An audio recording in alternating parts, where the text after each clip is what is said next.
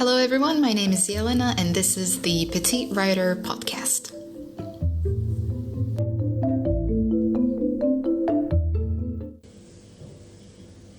In this episode, we'll take a look at a few very interesting jobs and skills that will be coming up in the future for writers. As is the case for people in many other careers, many writers are worried about the kind of work they will be able to do in the future. The job of a writer is often difficult to categorize in a specific niche of business, and it is also crucial for writers to have a list of skills that they can combine with writing in order to remain active in the career loop. Although many writers, myself included, would love to have a stable career writing books and screenplays, the reality of our situation still needs to be taken into account. Although we should certainly pursue whatever our goals are as writers, the reality is that bills will still need to be paid in the future. So what better time to start preparing for it than now? I spend a lot of time reading research papers about future skills and opportunities, which is how I stumbled upon a 2019 report from Deakin University in Australia and the Ford Motor Company of Australia Limited. The report is titled 100 Jobs of the Future, and I was curious to see what some of the predicted jobs of the future will look like.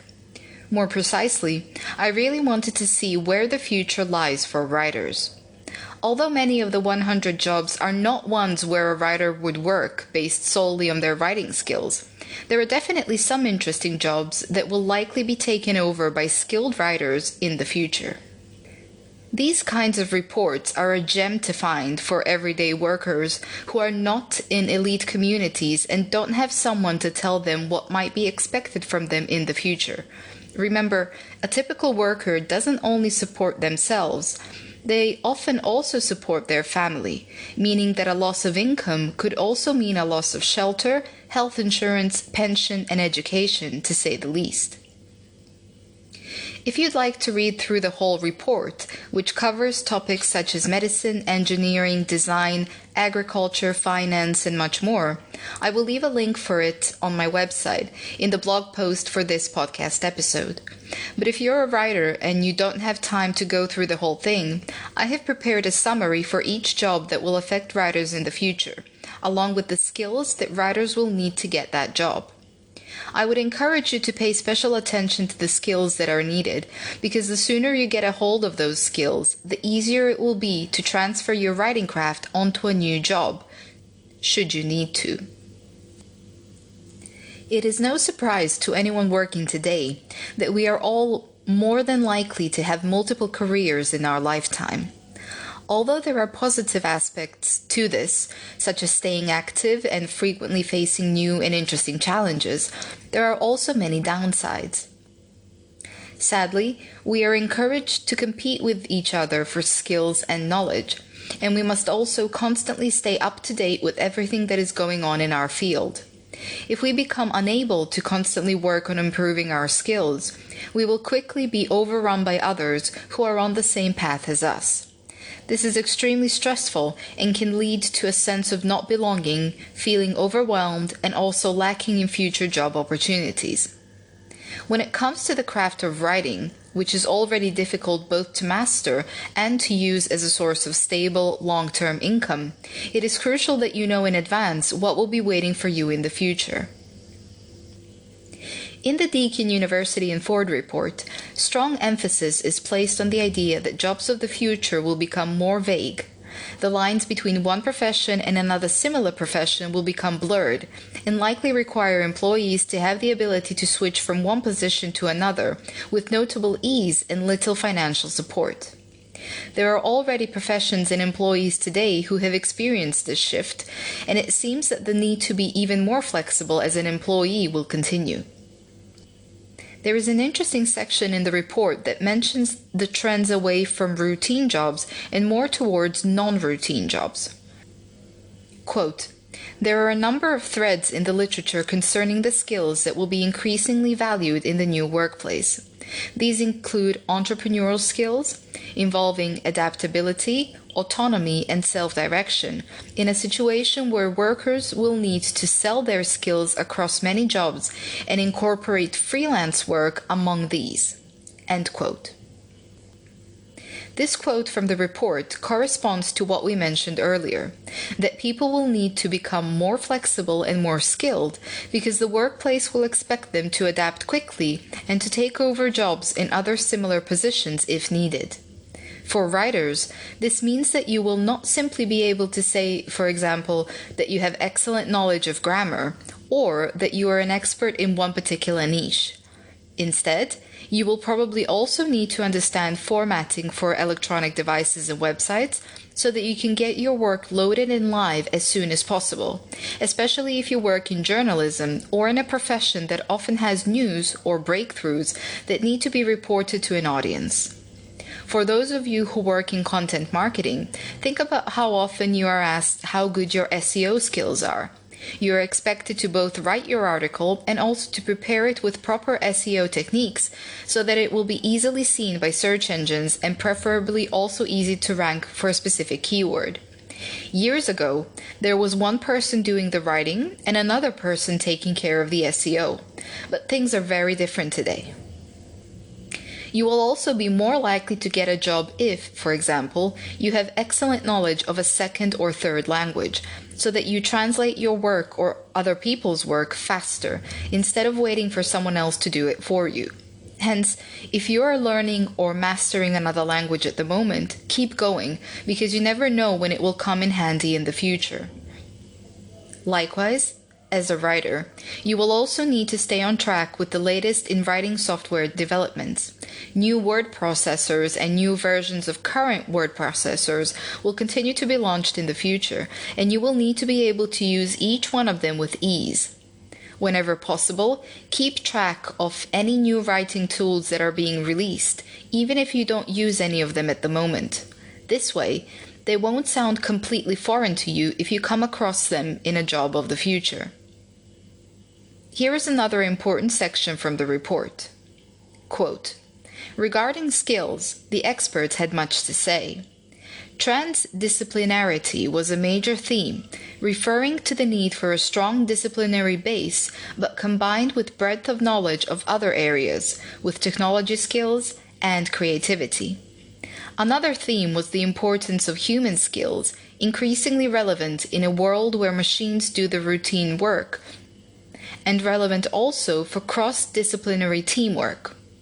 A third theme was the need for flexibility and adaptability in the face of change, and the importance of the capacity to continue to learn and be strategic about learning over a lifetime." End quote. There is a very important part to keep in mind here: over a lifetime. Now, this report was not meant to be a gloomy representation of the future in any way, of course, but it did shine a light on something that is already problematic for a particular age group all over the world. The older a person gets, the more difficult it is for them to grasp new technology, partly because of their age and reduced reactivity, but also because new technology is not aimed towards older people. It is aimed for the new generations and the colors, design, and usability that appeals to them. Older writers of the future will certainly have wisdom and experience under their belt, but they will need to form an even closer bond with technology if they are to stay in the game. Here is another quote from the report that further explains this.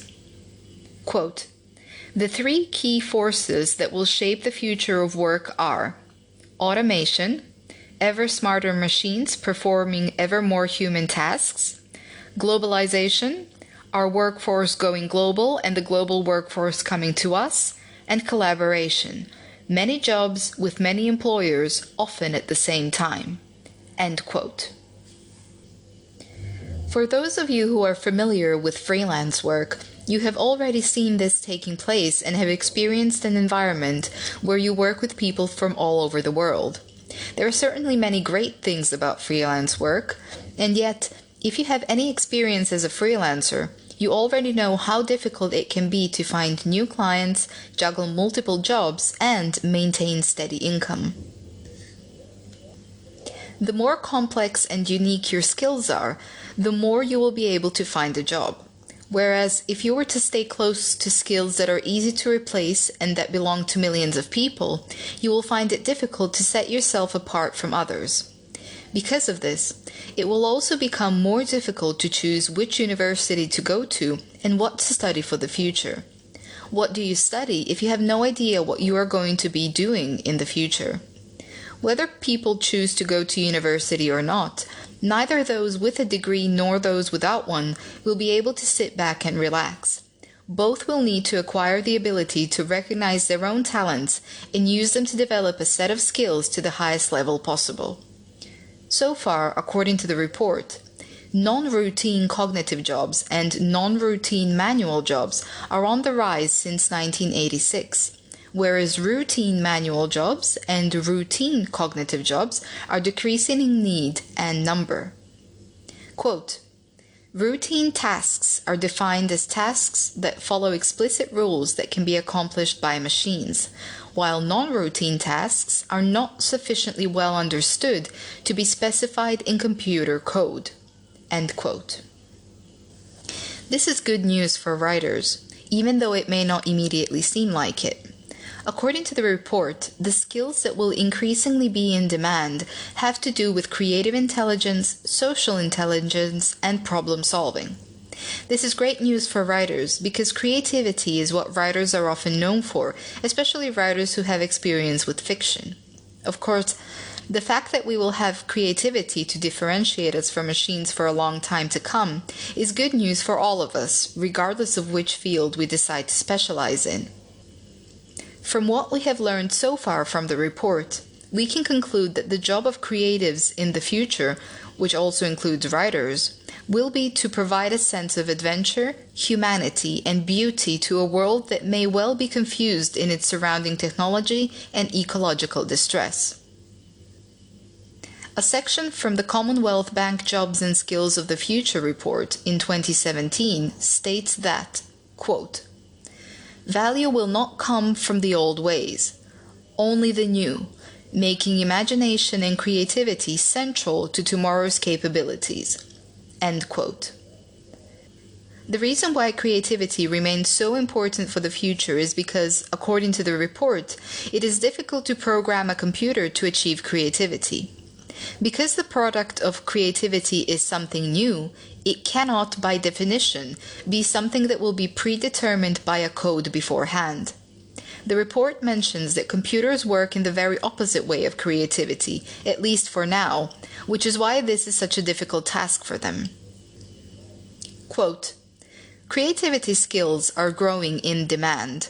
A 2016 World Economic Forum report estimates that 5 years from now, more than a third of skills considered important today will no longer be relevant.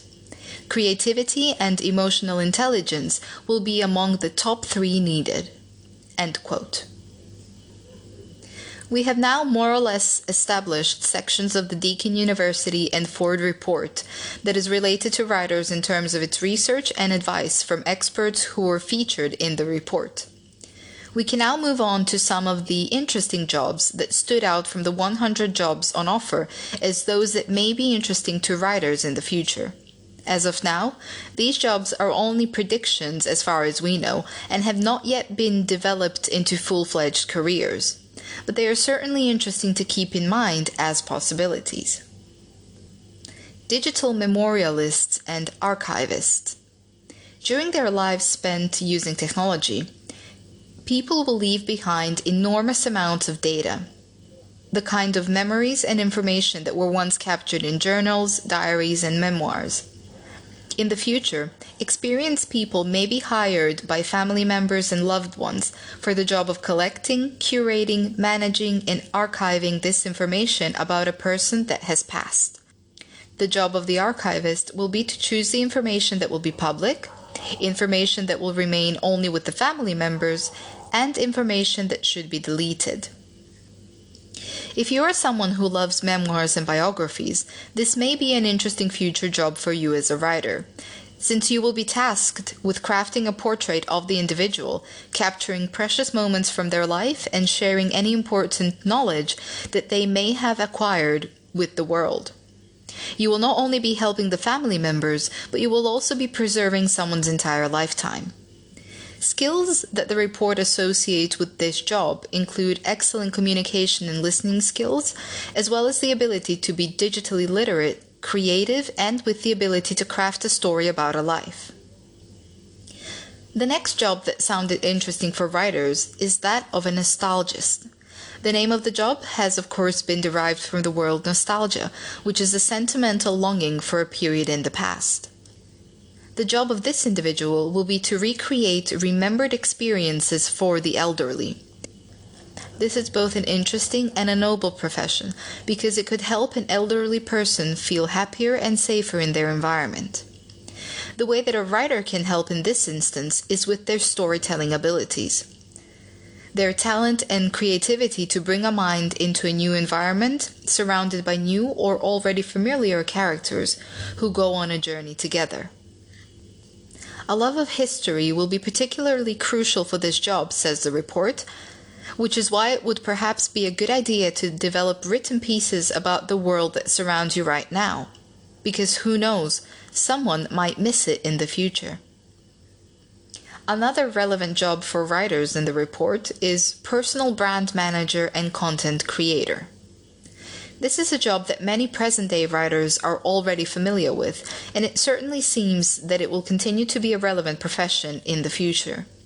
The individual who pursues this career will need to have exceptional skills in writing, the use of digital tools, and branding. So, if you're already part of the content marketing and branding business as a writer, continue to hone your skills and to develop them as much as possible. The last interesting job that was in the report for writers is that of an analog experience guide. It seems that we will be so oversaturated with technology and the online world in the future that we will need someone to unplug us from virtual reality and bring us back into the world that surrounds us. The report mentions numerous professions working together for the analog user experience, including psychologists, healthcare workers, and therapists, to name a few.